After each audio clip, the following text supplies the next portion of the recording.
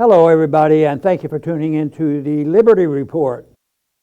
With us today is Daniel McAdams, our co-host.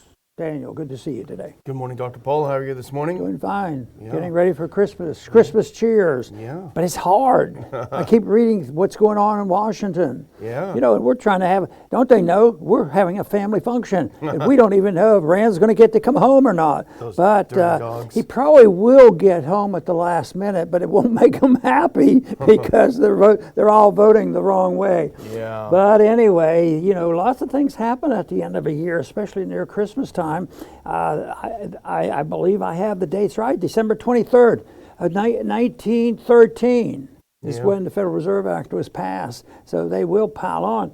And there's a lot of activity up there now, the $1.7 trillion budget, which is historically high.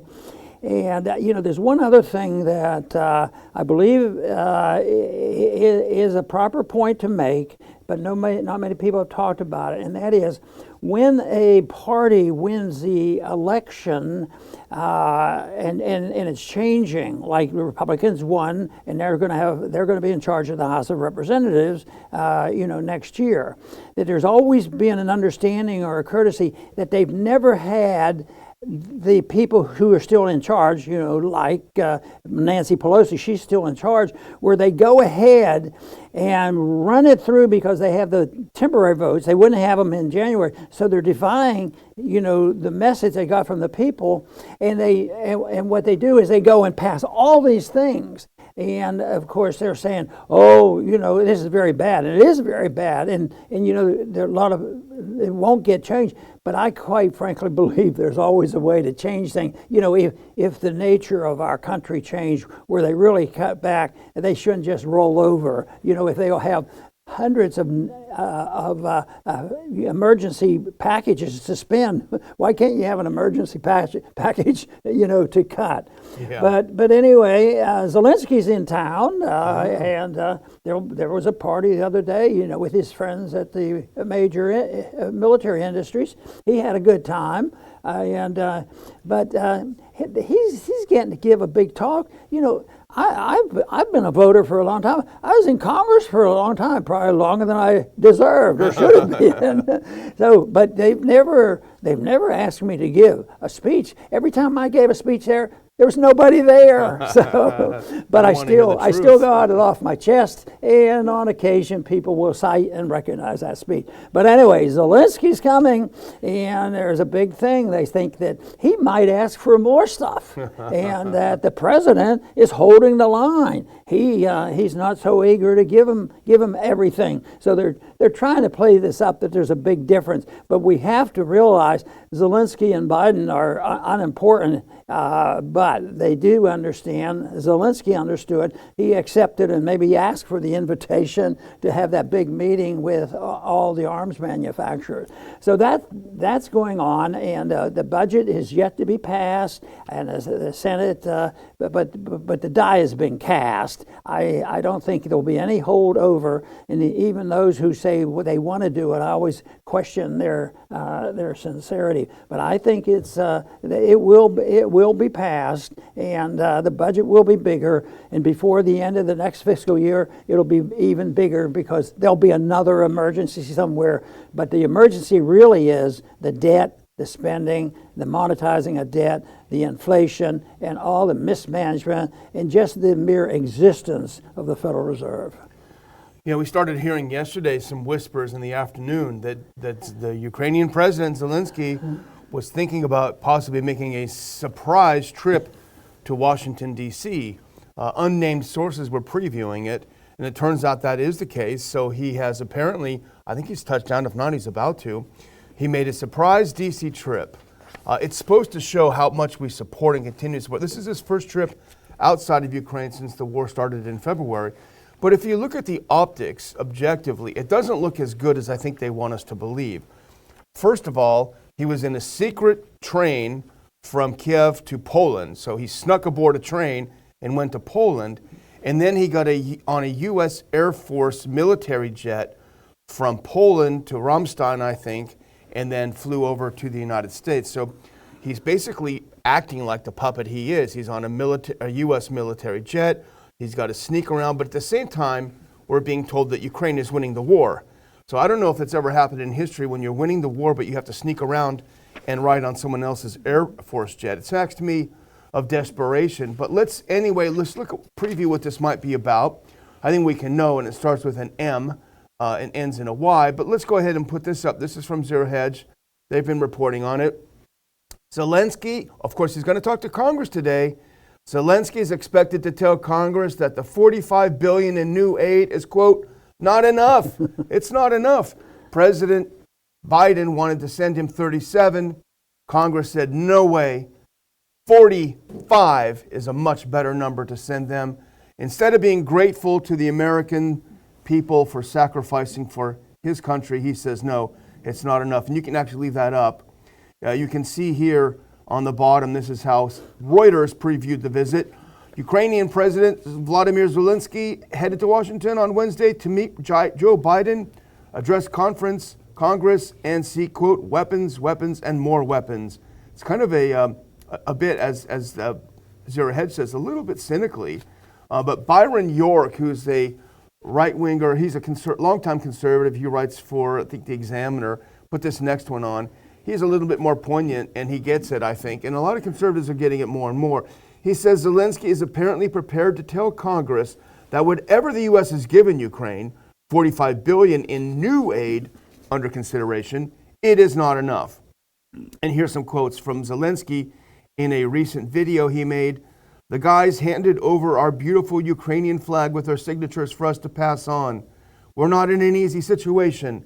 The enemy is increasing its army. Our people are braver and need more powerful weapons. We will pass it on from the boys to Congress to the President of the United States. We're grateful for their support, but it's not enough. It's a hint. It's not enough. So very, very ungrateful, Dr. Paul, and he wants more money, more money, more money. Yes, and we talk about that subject all the time, and most of the time there's very little of it, if any, that we think, hey, that's a good idea. We ought to be spending it. And, you know, I think if we actually had a referendum, of the people, and there will be a referendum, and the unofficial type of referendum where the people get disgusted with all this, because I just don't believe the majority of the people believe this, except the people who think and believe and have been getting some benefits from it. Yeah. That they don't think, well, this is a good idea, especially with the mess we have in this country with our economy and the mess at our borders, and that we're spending all this money and time over there.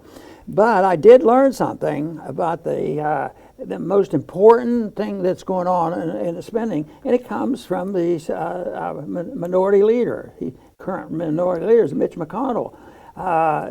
He says the number one priority, we should pay attention to that. He has a lot of power, and he has a lot of clout. So he says, McConnell said at a press conference that the military expenditures included in the bill, we've been complaining too, so maybe this is good. The bills are making sure, he wants it. He wants more.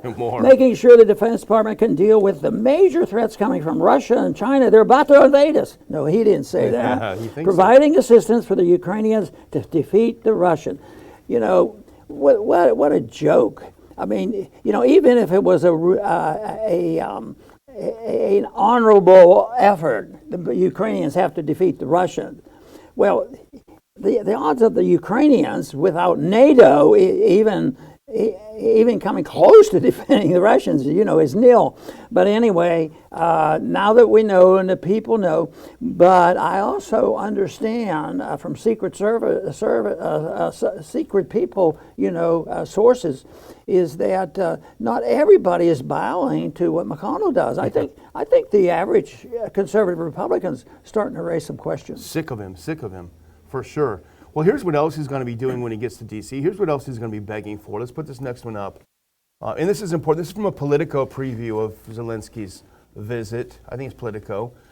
During the meeting with Biden and his national security team, the Ukrainian delegation is expected to make another round of pleas for long-range Army tactical missile systems, or ATACMS, Gray Eagle and Reaper drones, according to a person familiar The ATACMS are capable of 300-kilometer range, which means they would be able to strike deep inside Russia. A very significant escalation if they give them these. Very, very important. Now, it's interesting that you mentioned what McConnell said, because he said his choice of words was curious. He said, we must provide the assistance for Ukraine to defeat Russia. Well, first of all, I thought we were not a party to this. If he's saying that we are giving them the stuff to defeat Russia, that makes us a party to it, number one. And two, I thought this was a defensive war. I thought they should be defending against Russia rather than defeating Russia. But nevertheless, Dr. Paul, this next segment of the first topic is going to be all about bipartisanship. And you previewed it. Well, I think we need to go to our esteemed Speaker of the House in this next clip, who sent a letter to Mr. President Zelensky. If we can put that up. It's a beautiful letter that she sent yesterday. And leave it up there for a second. Dear Mr. President, it is with immense respect and admiration for your extraordinary leadership that I extend on behalf of bipartisan congressional leadership an invitation to address a joint meeting of Congress on Wednesday, December 1st, 2022, etc., etc., etc. The fight for Ukraine is the fight for democracy itself. Okay, he banned all the political parties, he banned all non-state media, and he banned the church. But this is a fight for democracy itself. We look forward to hearing your inspiring message of unity, resilience, and determination. So there's Pelosi's dripping with saccharine, obsequious invitation, but not to be outdone. And you gave us a preview. Let's look at a clip of our esteemed Senate Minority Leader, otherwise known as Mitch McConnell. Other people call him another name. I won't use it here on this show. But if we can cue up that little clip of him, and I think this is Breitbart who put it out. And I'm glad to see Breitbart drawing attention to this in a negative way. It's encouraging. Making sure the Defense Department can deal with the major threats coming from Russia and China, providing assistance for the Ukrainians to defeat the Russians.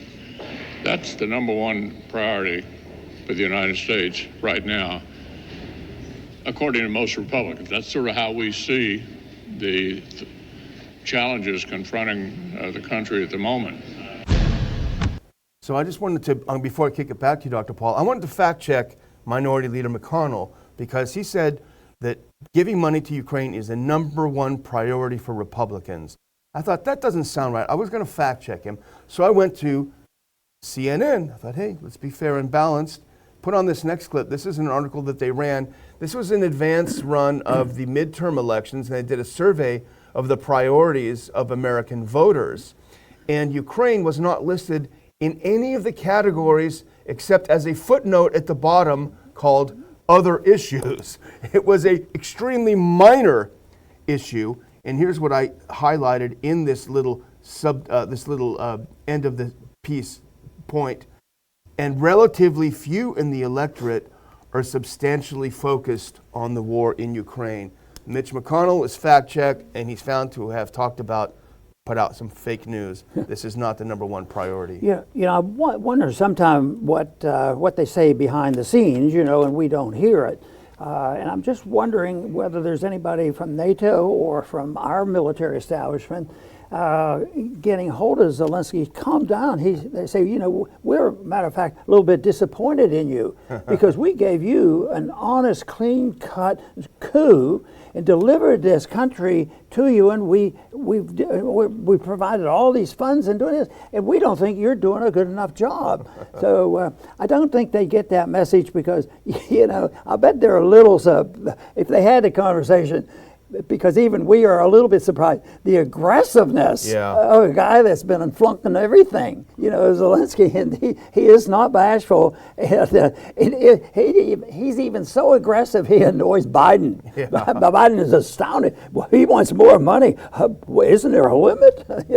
No, there's not a limit. It goes on forever. There's no limit to printing and inflation, and there's only the reality of hard facts. That means it won't last, and I think the disruption going on now throughout the world represents the fact that we're facing a moral and a financial bankruptcy, and nobody really wants to admit it. Yeah.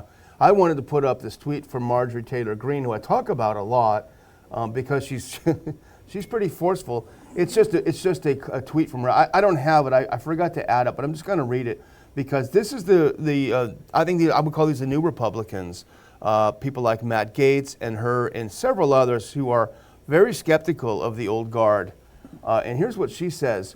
Mitch McConnell helps pass a nearly $2 trillion omnimonster, she calls it, so that he can hand $47 billion check to Zelensky when he shows up in D.C. today. But in my district, many families and seniors can't afford food, and many businesses are struggling because of Biden's policies. That's a very, very good point, and it's very, very true. We should remember that we have, with this $47 billion, we will have given Ukraine well over $115 billion to help them fight this war. Contrast that with Russia's entire military budget for last year, which was only $50 billion. We've given Ukraine over 2 times the entire military budget of Russia to fight this war, and still they're losing. So it does make you wonder where that money's going. I think when we talked about FTX and a few of these other scams, we know some people have called it a massive money laundering scheme. Well, you know, they probably have already done it because everybody knew it was going to happen, but this was a chance for Biden and the administration to brag about, well, we sent them the Patriot missiles.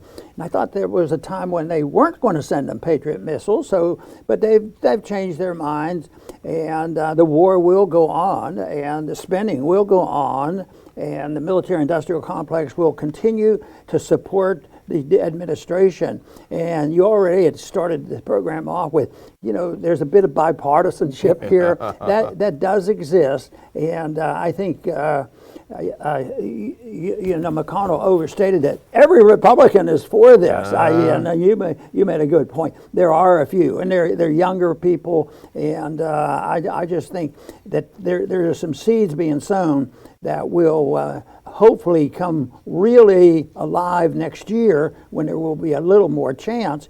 But I think it's the overwhelming problems that we have where all of a sudden they didn't make it. The predictions of the Republicans having this big sweep just totally failed. It has a lot of reasons why that is, but it might be there are some things that are overwhelming, and I think there could be a little bit of a distortion in the reporting of news, you know, and maybe that's why we have these arguments over elections and what's going on because of the lack of ability. The only good thing coming out of that is most people now are not willing to believe what the government tells them. Yeah. You know, and that's going to get worse because how many times, the administration is still putting their spokesperson up on the phone and says, What is there a crisis at the border? There is no crisis at the border. So they do that and they don't even chuckle at all, you know. At least when we fib, we sort of smile with everybody and say, you know, this is going on. Yeah, I think we're going to see, and I think that's why they're trying to rush it through before the next time. Yeah. It's going to be harder for Republicans, even with McCarthy in charge, to do anything. Well, let's move on to our second story. And this would have been the main story probably if it wasn't for Zelensky coming to town with his hands out. And that is, there was yet another drop from the Twitter files yesterday. Lee Feng, who writes for The Intercept, did a great job in showing something really, really disturbing. As bad as we thought it was with the FBI and Twitter conspiring to manipulate our elections, that's bad enough. It even is worse now when you look at this. And here's a piece from The Intercept where he says, Twitter aided the Pentagon in its covert online propaganda campaign. They literally became an arm of the Pentagon and became an intelligence assistant to the Pentagon. Let's do this next clip because this is from the article a little bit further down. And the article, I highly recommend read the whole article, but this is essentially what it was. And I'll summarize it after I read this quote. On July 26, 2017, Nathaniel Collar, at the time working with the U.S. Central Command, CENTCOM, emailed a Twitter rep with the company's public policy team with a request to approve the verification of one account and a whitelist, a list of Arab language accounts, quote, we use to amplify certain messages. And he also says, we've got some accounts that are not indexing on hashtags. Perhaps they were flagged as bots. A few had built a real following we hope to salvage, et cetera, et cetera. So I'll just do it in plain language. What happened is that the Pentagon so Twitter, its whole big fight is against bots, fake accounts pushing fake news. Well, the Pentagon is a champion of producing fake accounts. They produce tons of fake accounts, but they're worried that these accounts might be noticed by Twitter and gotten rid of. So they actually send a letter to Twitter saying, look, we've got a bunch of fake accounts. Not only do we not want you to take them down, we want you to whitelist them. And whitelist means that you give them all the privileges of a blue check mark without having a blue check mark. So they get artificially pushed up in the feed. Everyone gets to see them. They get promoted, the opposite of what happened to conservatives and some progressives, how they were pushed down. These ones are artificially. And what are they talking about? They are talking about the war on Iran. They're talking about our wonderful allies in Syria, Al-Qaeda, and others. So this is what it is, a very, very, very dirty game. You know, this whole situation was described as a subsidiary, Yeah. to the Pentagon, and they do, and the social media does what they tell them to do or whatever they want. But, I think it's more like a partnership, because, if the Pentagon says, but that part has been around for a long time. I think that's how it really got started. The government gives money, they give contracts, and they say, well, do this for us. And then it became, in Facebook especially, then it became feedback. They said, oh, we're making money doing this. And then it would go around and search, oh, I just saw a suspicious character down there. So it to me is a partnership in evil. To what do we do to maintain our power? Well, since they're on the wrong track, and I don't think they even believe in truth, that they will not survive. Eventually, they will, be recognized as unauthentic, and hopefully the American people wake up and realize what's going on. And I've heard some people talking about the need for a new church committee type of hearing. And it'll be interesting to see if someone has the courage to stand up in the next Congress. It'll probably have to be the House, not the Senate.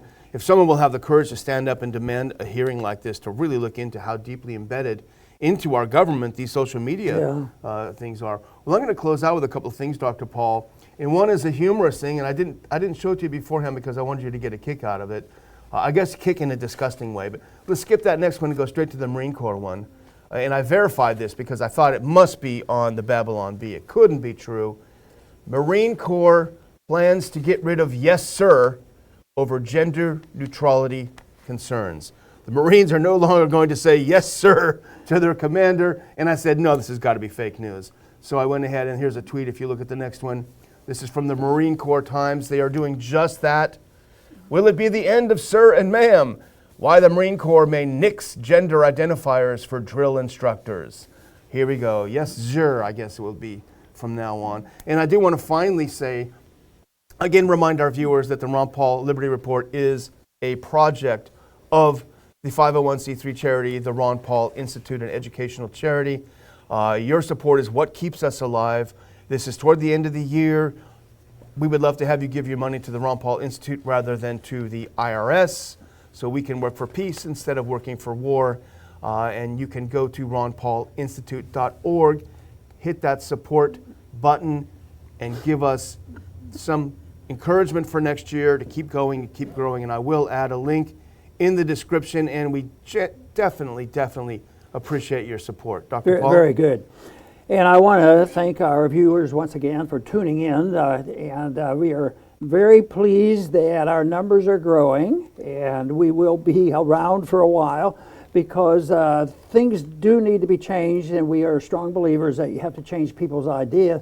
And of course, an idea whose time has come, which maybe hasn't quite arrived yet, you can't stop it. So as bad as it is, what we have to put up with government propaganda, social media propaganda, university propaganda, political propaganda of all sorts, it's not like they're invincible. And I think if people stick to the truth really wins out in the end.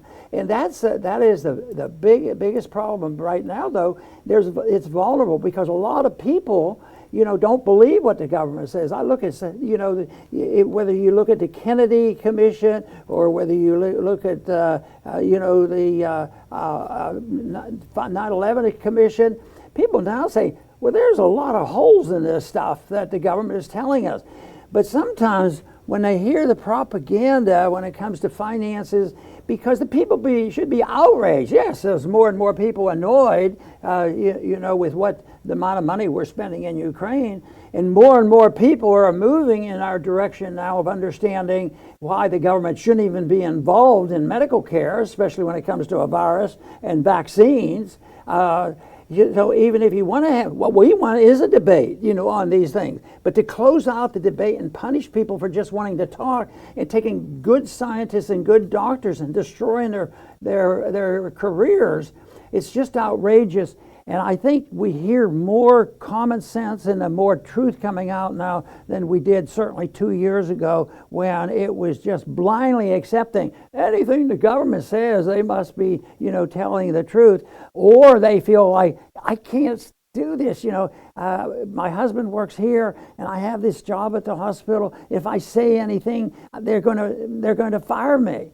So it is tough to do it, but eventually that's the only thing we have in order to combat what's happening, because they use lies, the opposition, because utilitarians, it doesn't bother them to lie, and they believe in the principle that you should deceive. The people will, it's more difficult. If you don't believe in lying, our message has to be on the strength of the message, and that, of course, is what I want to continue to work on, because I do believe, very sincerely, an idea of peace and prosperity when the time has come. It can't be stopped. The armies can't stop that. So, but it remains to be seen, because this type of competition between ideas and hatred have been around for a long time. But I want to thank everybody who turns into our program and view our program. I want to thank you very much for being supporters and helping us to spread this message. Please come back to the Liberty Report soon.